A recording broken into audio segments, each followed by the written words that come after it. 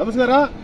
ಇದು ದಿಂಡಾವರ ಲೈನ್ನಾಗೆ white tapping line ಮಾಡ್ತಾ ಇದ್ದಾರೆ, ವೈಟ್ ಲೈನಿಂಗ್ ಮಾಡ್ತಾ ಇದ್ದಾರೆ ದಿಂಡಾವರ ರೋಡ್ನಾಗೆ. ಇದು ರೋಡ್ ಪೂರ್ತಿ ಹಳೇದು, ಕಳೆದ 5-6 ವರ್ಷ ಆಗಿದೆ. ಇದು ಟಾರ್ ಹಾಕಿ ಇದ್ರ ಮೇಲೆ ವೈಟ್ ಲೈನಿಂಗ್ ಮಾಡಿದರೆ ಇದು ಬರುವ ಮಳೆಗಾಲದಾಗೆ ಎಲ್ಲ ಕಿತ್ತು ಹಾಳಾಗೋಗುತ್ತೆ. ಸರ್ಕಾರದ ದುಡ್ಡನ್ನು ಎಷ್ಟು ವೇಸ್ಟ್ ಮಾಡ್ಬೇಕಂತ ಅನ್ಕೊಂಡಿದ್ದಾರೋ ಇಲಾಖೆಯ PWD ಇಲಾಖೆಯ ಅಧಿಕಾರಿಗಳು. ಇಂಜಿನಿಯರ್ ಅವ್ರ ಹೆಸರು ಎಂತದಪ್ಪ ಮೇಡಮ್ ಹೆಸರು? ಪೂರ್ಣಿಮಾ ಮೇಡಮ್ ಅವರು ಇಂಜಿನಿಯರ್ ಆದ್ರೆ ಅವ್ರನ್ನ ಫೋನ್ ಮಾಡಿ ಕೇಳಿದರೆ ಅವ್ರ ಫೋನ್ನ ಸರಿಯಾಗಿ ಮಾತಾಡೋದಿಲ್ಲ, ರೆಸ್ಪಾನ್ಸೇ ಕೊಡೋದಿಲ್ಲ, ಫೋನ್ ಎತ್ತಿ ಮಾತಾಡೋಕ್ಕೆ ಹೋಗೋದಿಲ್ಲ. ಮೇಡಮ್ ನಮಗೊಂದು ಡಾಕ್ಯುಮೆಂಟ್ಸ್ ಕೊಡ್ರಿ, ಇದನ್ನ ಯಾಕೆ ಮಾಡ್ತಾ ಇದ್ದೀರಾ, ಏನು ಮಾಡ್ತಾ ಇದ್ದೀರಾ, ಇದ್ರ ಉದ್ದೇಶ ಏನು? ಹಳೆ ರೋಡಿಗೆ ವೈಟ್ ಲೈನಿಂಗ್ ಮಾಡ್ತಾ ಇದ್ರೆ ಅಂದರೆ ಕಿತ್ತೋಗುತ್ತೆ, ಕಿತ್ತೋಗೋ ರೋಡಿಗೆ ಯಾಕೆ ವೈಟ್ ಲೈನಿಂಗ್ ಮಾಡ್ತಾ ಇದ್ರೆ ಅಂತ ನಾವು ಕೇಳಿರೋ ಸಮೇತ ಅವರು ಪೂರ್ಣಿಮಾ ಅವರು ಯಾವುದೇ ರೀತಿ ಡಾಕ್ಯುಮೆಂಟ್ಸ್ ಕೊಡ್ತಿಲ್ಲ. ಆಯ್ತು, ಒಂದು ವಾಟ್ಸಪ್ ಹಾಕಿ ಅಂದರೂ ವಾಟ್ಸಪ್ ಹಾಕೋದಿಲ್ಲ. ಯಾವ ಇಲಾಖೆ ಅಧಿಕಾರಿಗಳು ಫೋನ್ ತೆಗಿತಿಲ್ಲ.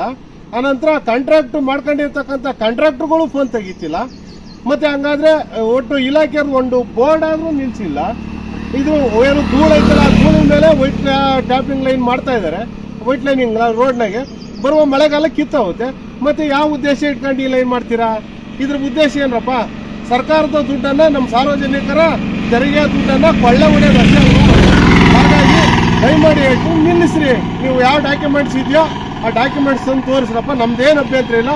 ಸರ್ಕಾರದ ಕೆಲಸ ನಿಲ್ಸಕ್ಕೆ ನಾವ್ಯಾರು? ನಾವು ಕೊಡ್ತೀವಿ ಅಂದರೆ ಇಲ್ಲಿ ಯಾರ್ಯಾರು ಡಾಕ್ಯುಮೆಂಟ್ಸ್ ತೋರಿಸೋರಿಲ್ಲ. ಹಾಗಾಗಿ ದಯಮಾಡಿ ಈಗಾದ್ರೂ ಇಲಾಖೆ ಅಧಿಕಾರಿಗಳೇ ಎಚ್ಚೆತ್ಕೊಂಡು ಒಂದು ಡಾಕ್ಯುಮೆಂಟ್ಸು ಅಥವಾ ನೀವು ಈ ಕೆಲಸ ಮಾಡೋಕ್ಕೆ ಒಂದು ಬೋರ್ಡು ಏನಾದರೂ ಒಂದು ನಿಲ್ಲಿಸ್ರಿ ಸಾಕು. ಇಷ್ಟು ಹೇಳ್ತಾ ನಾನು ಕೇಳ್ಕೊಂಡು ಕೈ ಮುಗಿತೀನಿ. ಧನ್ಯವಾದಗಳು.